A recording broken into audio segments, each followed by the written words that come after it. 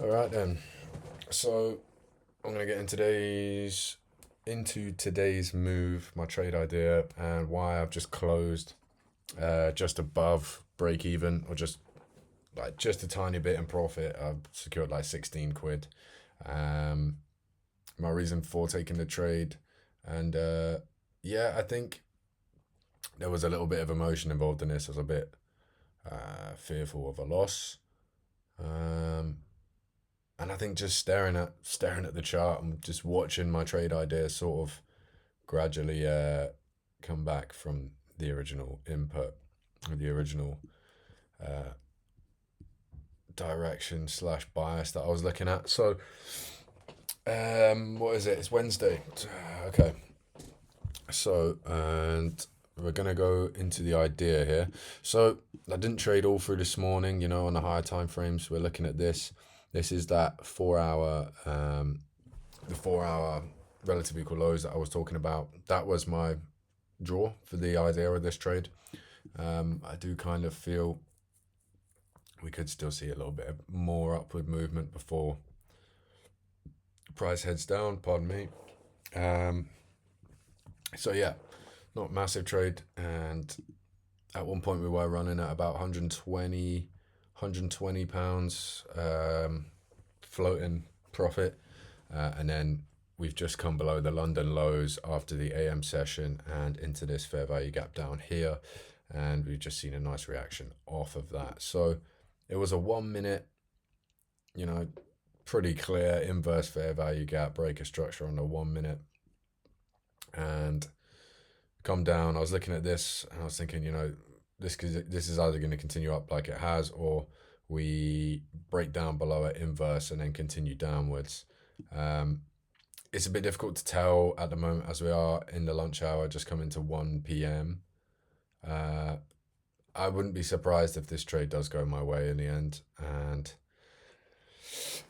yeah, it would just be a case of emotions getting the better of me and me not capitalizing. But if not, then no worries. We still secured £16, so it's nothing big at the moment. Right, in terms of the actual idea, the original stop was above here. We got the 15-minute inverse fair value gap after sweeping previous daily high. Just so you know what that looks like. So there you go. Sweep this. No need for it to go higher there. And then once we got that, price breaks down a little bit. Same thing sort of happened on the S&P. And then from here, got the breaker structure here. And it was a 1 minute fair value gap that I was looking at. So this is the fair value gap. I was just at work when I marked this out, so that doesn't quite show the right template there. Let me just put that like that. So price retraces up into that. That should have been my entry here. I just wasn't looking at the chart at the time, so got in a bit later for a bit lower risk to reward.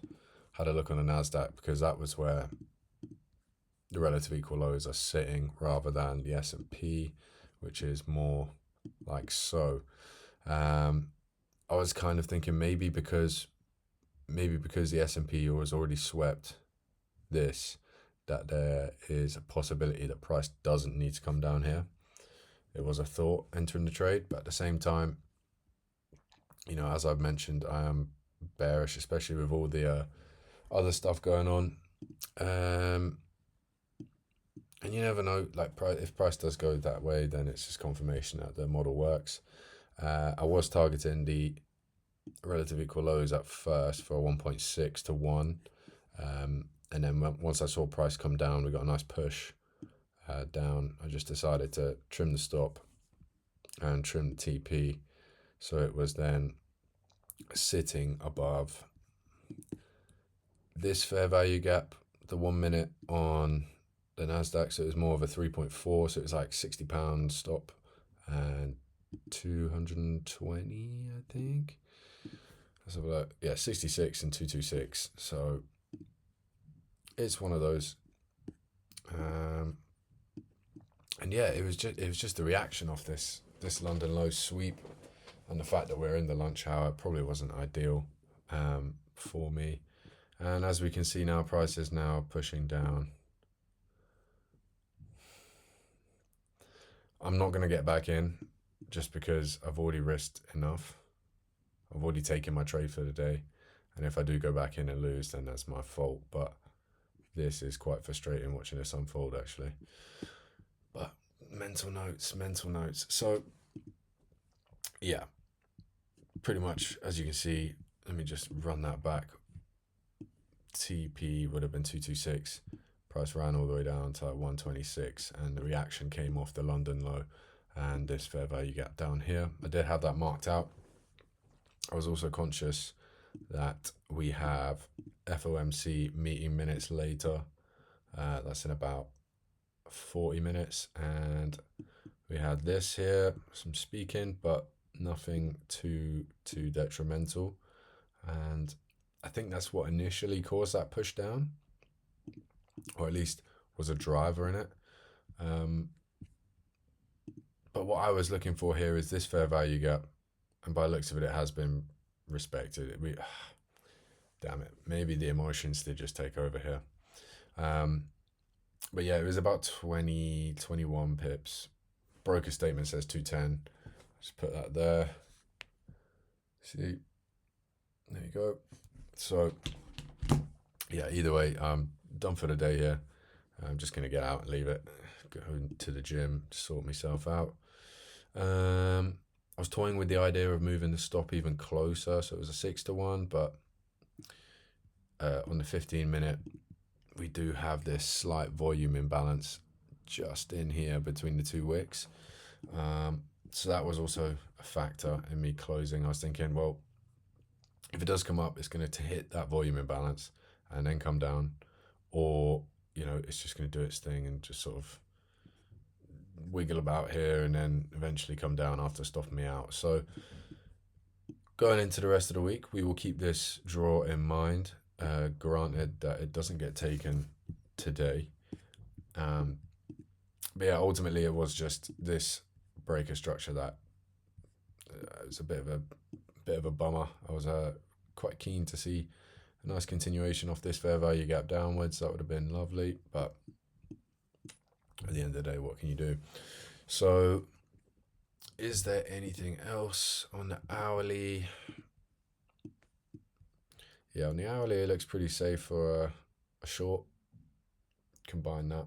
But obviously, there is still this. I still do have this in mind, this sweep and then potential further sweep and change in the sentiment of the market. We've been going down since Wednesday, 29th.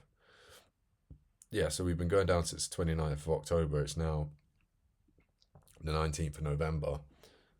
There's always a possibility that price can move down here. Selling at the bottom of the market is a bit... But, we're going to stick to our guns here and just get out whilst we can. And ultimately, we're just managing risk. On the 3-minute, you can see it's just like very, very, not bullish, but there's a lot of buying and selling going on here. And when you're trapped in the consolidation stage, it's a bit more difficult to, or for me personally, to decipher which way you want to go or which way you think price is going to go, because it could go either way. I mean, typically I would expect quite a large movement in one direction or the other after this. So yeah, I think the original stop was about 100 and it was very tight on the inverse. So the original stop was about, what was it? It's like 150, 160. You know what I mean? So like that. It's within my risk parameter, but yeah, I think better left alone. Once I got in here, I was already low on my entry. I think if my entry had been, on this fair value gap here, then I would have been a bit more inclined to stay in.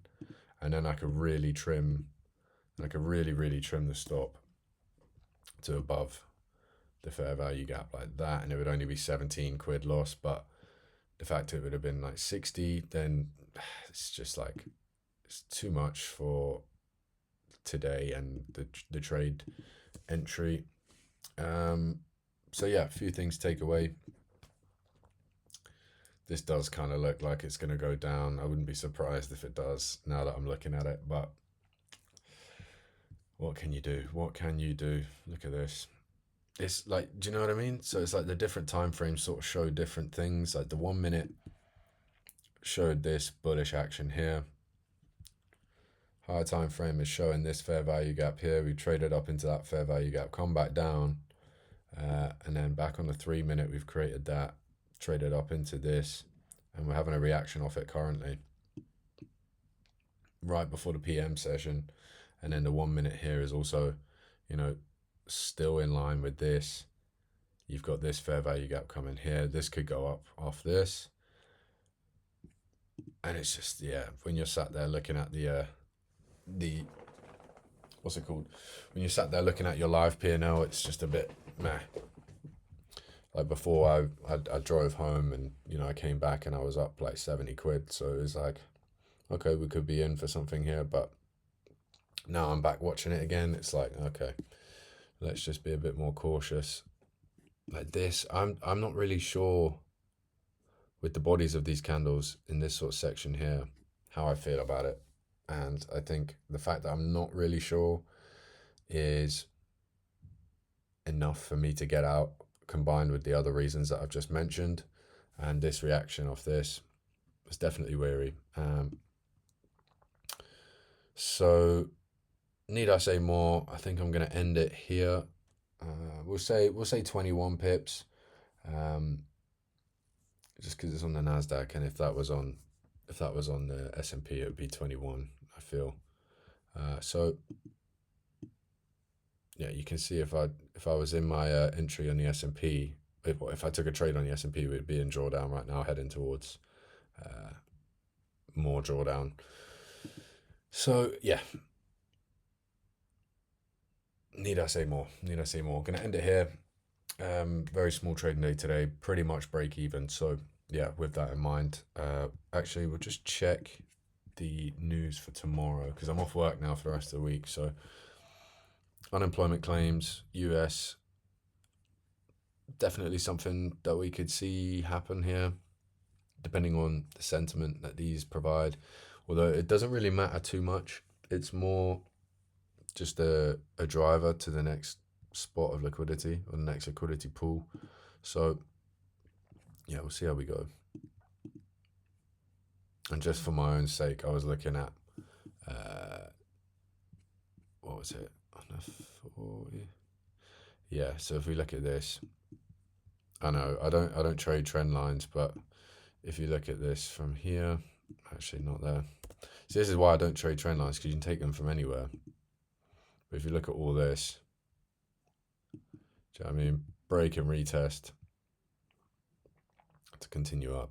So yeah, I don't know. There's just too many things going on in my head. I'm not thinking clearly about the trade at the moment. So yeah, that's why I'm out. With that being said, I'll catch you tomorrow, and yeah, have a good one.